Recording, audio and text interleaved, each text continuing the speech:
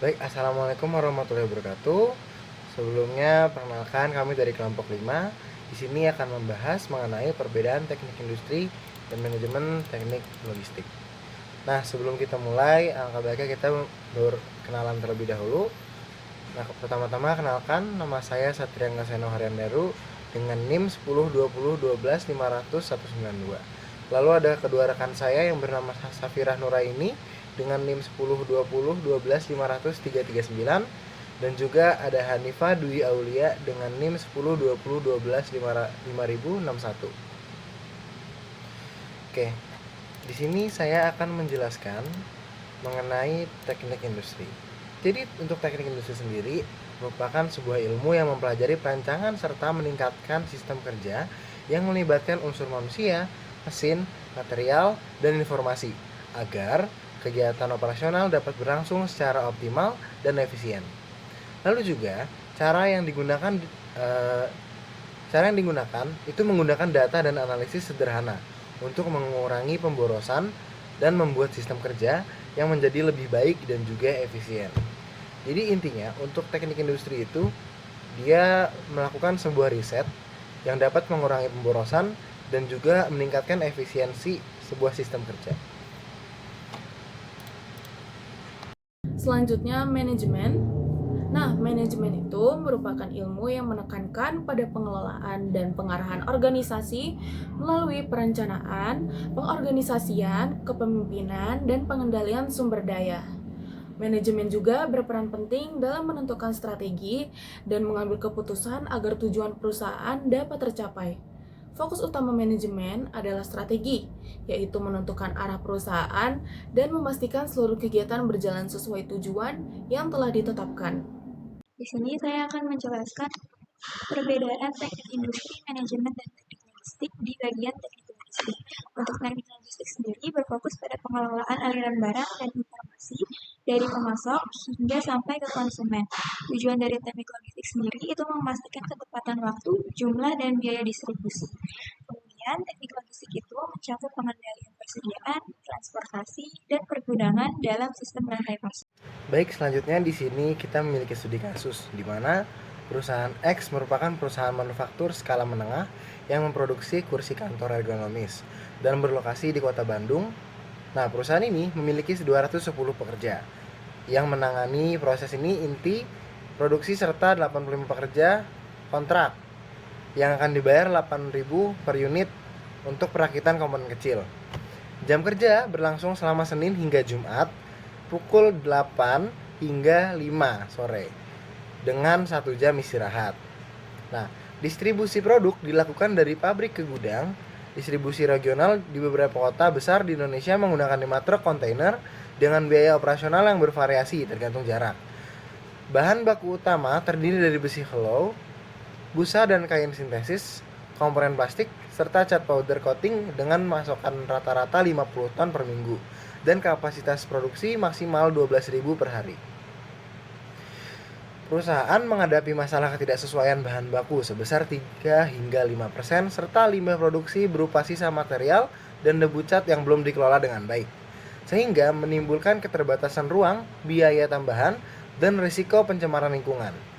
Proses produksi terdiri dari 6 tahap, mulai dari pemotongan besi, menggunakan mesin CNC, penjelasan rangka, pengecatan powder coating, pemasangan bantalan duduk, pemasangan roda dan sandaran tangan oleh pekerja borongan, juga hingga perakitan akhir dan quality control.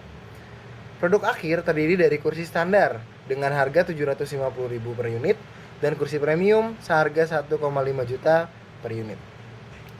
Nah, selanjutnya apa yang akan diambil dari studi kasus tersebut?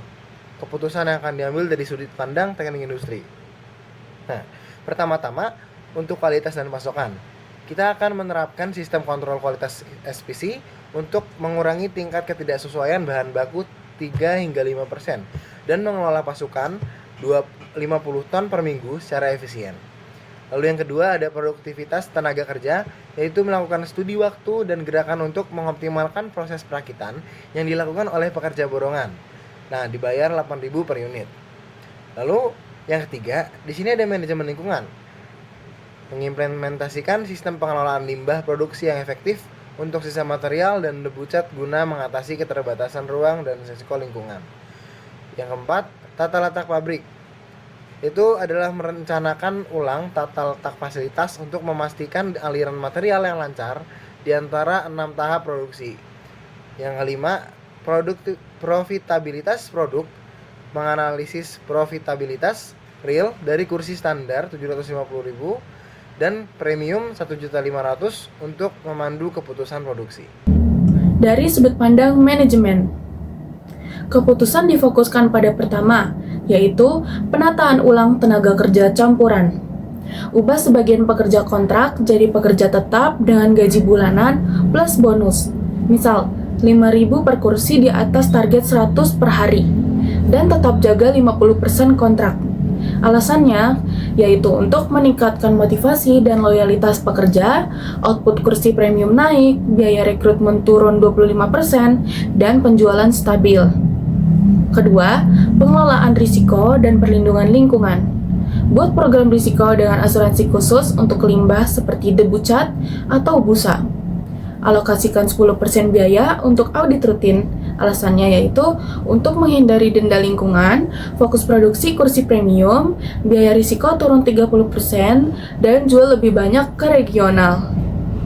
Ketiga, perkembangan varian produk per wilayah. Analisis pasar di 8 gudang.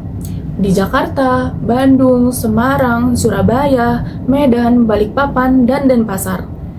Tambah kursi premium di Jakarta atau Surabaya, buat varian murah senilai 900.000 di Medan, serta pakai 15% keuntungan untuk riset.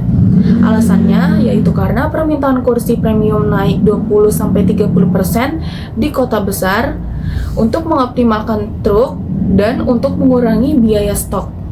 Keputusan dari sudut pandang teknik logistik mengenai studi kasus yang diberikan.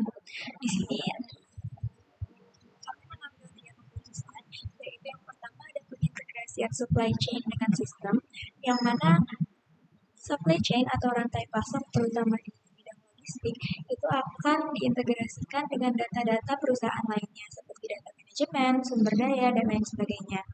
Hal ini ditujukan agar perusahaan dapat memprediksi kebutuhan yang dibutuhkan di produksi selanjutnya dengan melihat data produksi lampau dan stok bahan yang dimiliki, sehingga tidak akan ada yang namanya kelebihan bahan baku atau kekurangan bahan baku.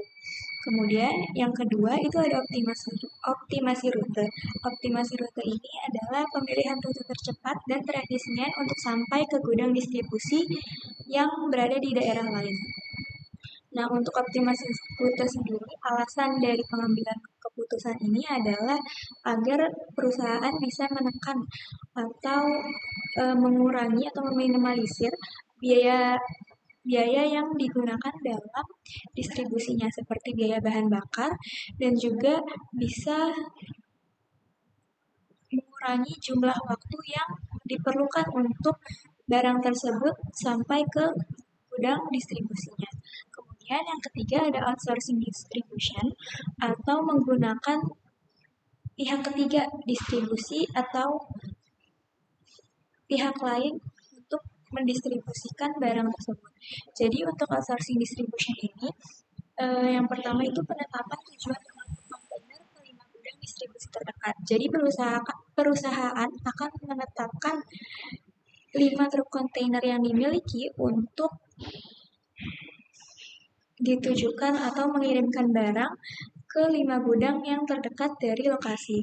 Kemudian untuk 3 gudang distribusi terjauh atau sisanya itu akan menggunakan 3PL atau third party logistik atau layanan logistik dari pihak ketiga yang membantu perusahaan dalam proses distribusinya